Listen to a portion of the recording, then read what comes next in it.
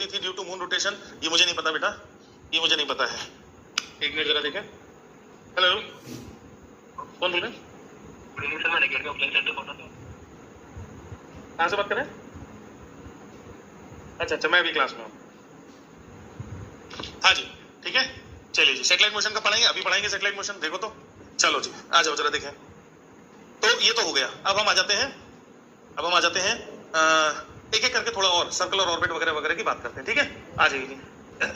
मनीष कैप्लेश्वर बाबा, मनीष कैप्लेश्वर बाबा, वाह वाह वाह वाह वाह वाह वाह। अरे सब सुन लेते हो तुम लोग, हैं? आर्यन राय नहीं, वो मेरे बेटे के लिए कॉल किया होगा उन्होंने ना। नॉट फॉर मी, घबराइए नहीं, नॉट फॉर मी। हम नहीं जाएंगे कहीं भी, चिंता मत करिए, आपके साथ ही रहेंगे। जीना यहाँ मरना यहाँ, इसके सिवा जाना कहाँ। घबराइए मत ऐसा मत करिए, ऐसा अमित महाजन सर के साथ भी हो चुका है एक बार, है ना? ऐसा मत घबराइए। अरे नहीं जाएंगे भाई, खालिद अहमद कैसी बातें कर रहे हो भाई?